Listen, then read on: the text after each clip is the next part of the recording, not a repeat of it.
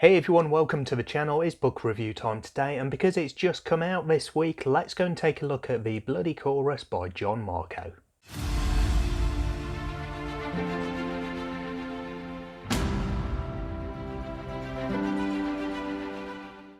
So I first read John Marco over 20 years ago now when I picked up the Jackal of Nar book, one of his Tyrants and Kings series, and I really enjoyed the blend of military and magic in this series. So when I was offered the opportunity to read his new book, The Bloody Chorus, I was more than happy to do so. The story centres around Haru, who at 16 years old is thrust into power as the new Thane of the island nation of Nezanor after the assassination of his father. And the Bloody Chorus of the title are the four God's Kiss protectors of the Thane.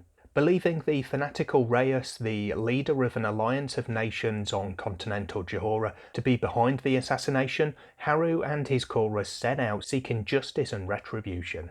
At first it might feel like you're thrown into the deep end with the world building and the story, but I thought actually that this book did a pretty good job of holding my hand and keeping me from drowning. Within the first couple of chapters we learn a bit about the politics, religion, the races, the creatures of this world, without ever feeling that it was too much, and I really like the world building on show here and the way that it's gradually revealed to us. One of the key subtleties of this story is that the main characters, Haru and his companions, are not human. They are Cryori, a humanoid race with azure skin and sapphire eyes, and it's easy to forget as you read in the story that they're not human until you get one of those instances where they refer to the Johorans as human, although the reaction to the Johorans to seeing the Cryori paints a picture in itself. The Cryori are among the last peoples of this world to hold on to their old gods. So while the nations of the Johoran alliance pledge themselves to a faceless god who spreads his word through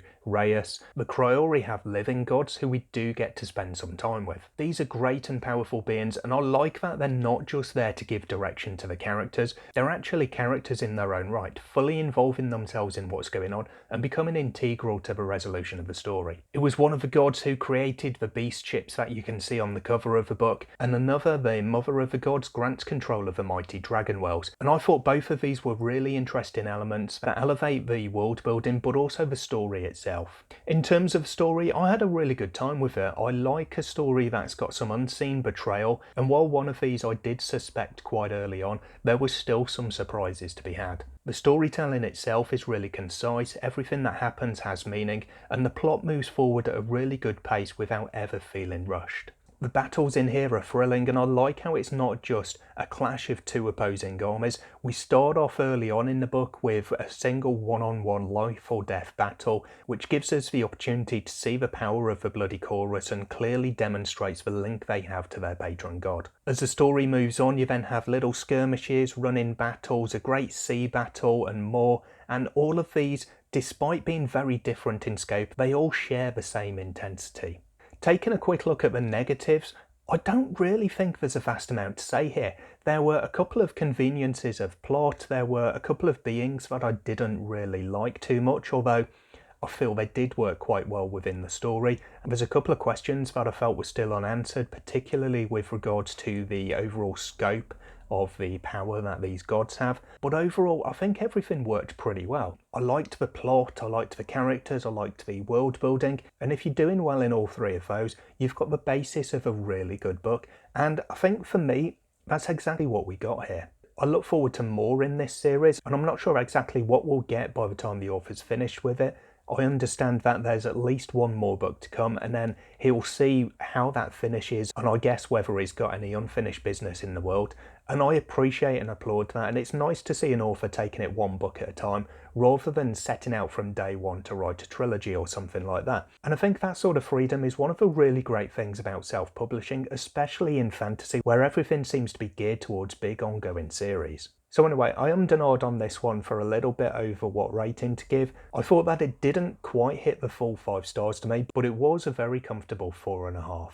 So in terms of my weighted ratings, because I had a really good time with it, there weren't really any aspects that I didn't like, certainly not any big aspects, so I gave this one for enjoyment 18 out of 20. For the world building, I really enjoyed this. There was so much to like with these living gods and the dragon whales and all of the different aspects that you have. I thought it was a really good job altogether. I gave it 17 out of 20 because, as always, with the first book in a series or the first book in a new world, there's so much to explore and there's so much room to develop it in future installments.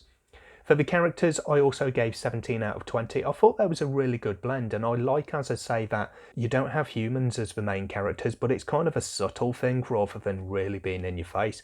You've got other little things like one member of the chorus, Elsifor, is kind of a cat man. He has very feline tendencies and can actually change his shape a little bit and become a cat for hunting or fighting.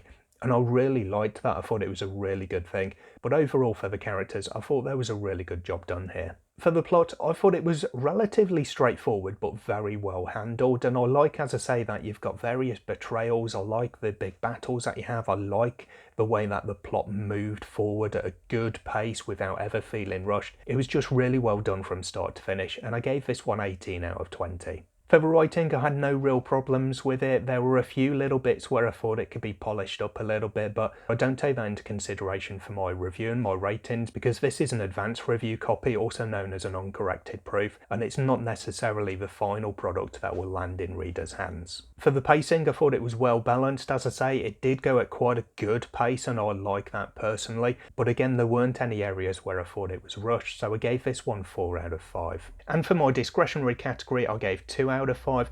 I do like the cover here. You might have seen in one of my recent videos I did a ranking of upcoming fantasy covers, and this one was featured. I did rank it highly. It wasn't one of my Chef's Kiss covers because there are a few elements that I don't like about it as much, but overall I think it's a really pretty cover and it's one that I'd look forward to having on my shelf. I would have given another point for a map. I have said in the past that I often don't tend to refer back to a map, but I think this book is one that actually I would have really appreciated one.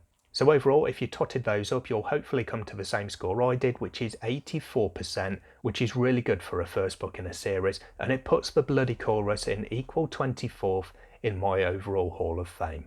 So those are my quick thoughts anyway on The Bloody Chorus by John Marco. It's released on the 7th of February, so by the time you watch this video, you should be able to get your hands on a copy in digital or paperback format. Let me know in the comments down below if you're looking forward to reading this one, or if you have read it, what did you think of it? While you're down there, you can find links if you want to connect with me on social media, including links to my book club Discord, where we've got a great active community, and to my Patreon as well if you want to help support the channel in another way. That's everything for today. I hope you enjoyed this video and you're looking forward to The Bloody Chorus. I'll hopefully catch you in the next one sometime soon, but until then, as always, take care of yourselves, read some good books. Bye for now.